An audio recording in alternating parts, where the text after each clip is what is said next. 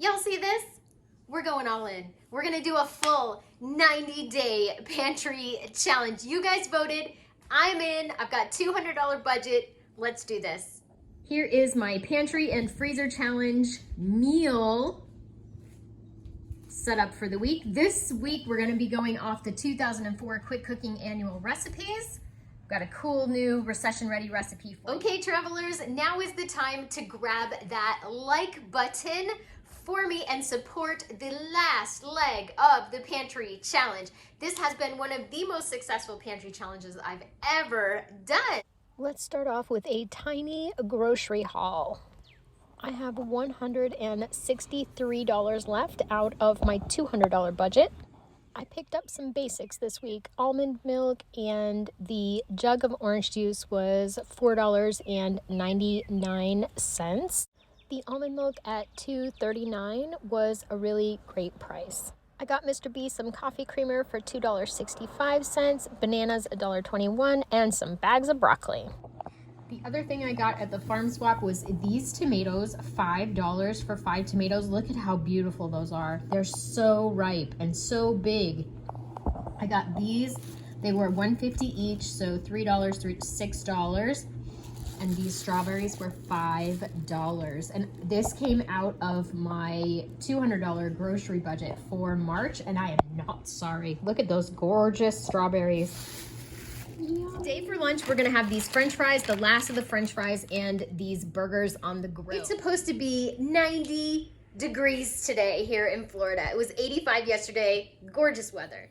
Then for dinner tonight, we are gonna have salad. I stopped at a farm stand yesterday and got the most beautiful tomatoes. I will boil a couple eggs. I've got some bacon in the oven right now. It smells so good in here. I think like a meat salad, perfect. Monday, I'm gonna have fish as always, and I'm gonna have these sweet potatoes we grew in our garden.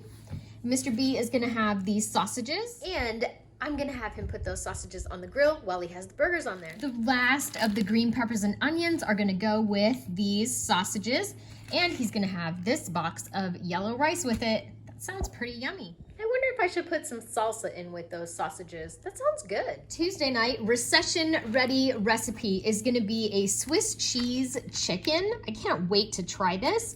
And I'm gonna serve that with these zucchini that I got at the farm stand. Look at these tomatoes. These tomatoes are absolutely beautiful. Oh my goodness. They're so heavy, so ripe.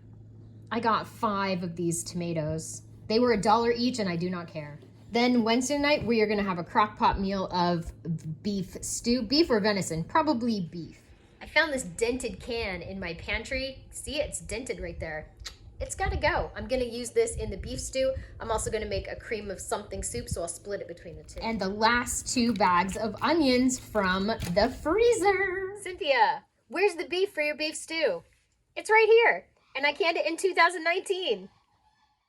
I usually try to start with my baked items, but this week, since I already had those in, I jumped right into prepping the vegetables. I want to give you a weekly update on the sand cranes and their little babies on the nest.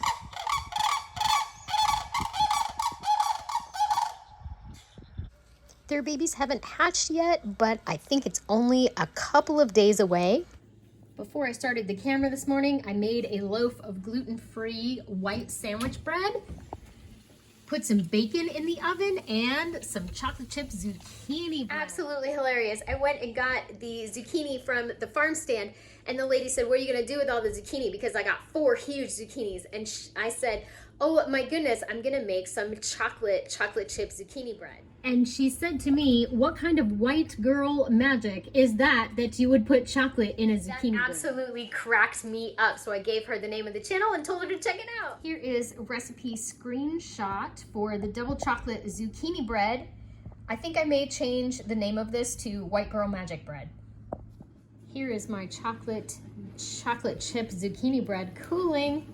That looks amazing. I'm gonna wait till it's totally cool and take it out of the pan. Somebody decided that my meal plan looked really delicious. Oh, little honey bun, you're just being a pooper. Yeah. I decided to go salsa. This will be a great way to use this up and put it with more of like a Mexican flair to those sausages. Puppy hijinks right there. Tater just brought this to me. Ooh, trouble, trouble. Next step is to get the beef stew in the crock pot. We have reached the time in the meal prep where we're gonna try our recession-ready recipe, which this week is a baked Swiss chicken thing. Let's do it. Recipe screenshot time. There is our ingredients.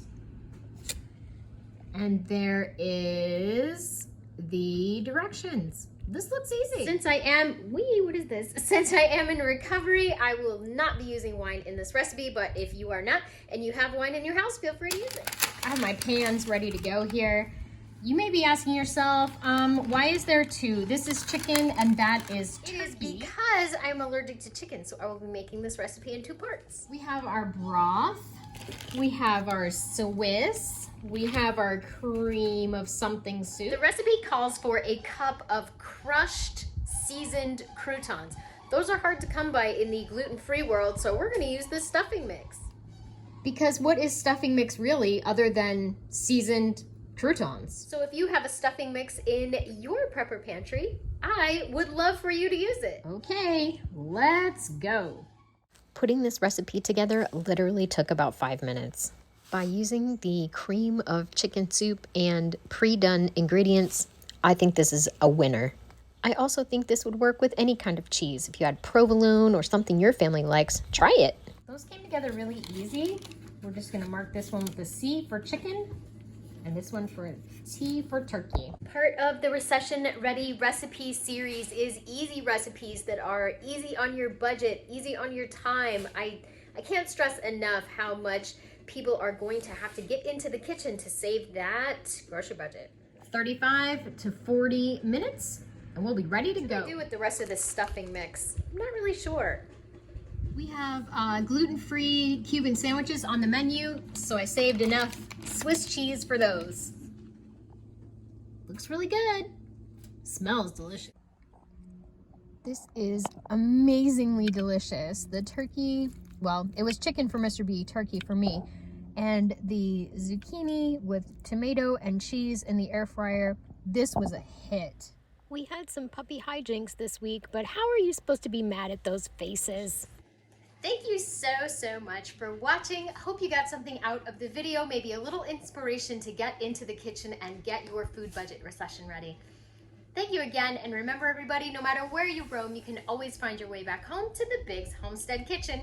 Just follow the delicious smells. Bye! I got this new cookbook holder. Wah! For free. They were throwing it away at my work, so I snatched it up. Now the cleaning fairies need to come and clean up my kitchen. Who does your decorating? Morkies. Morkies do my decorating. That's exactly who did that.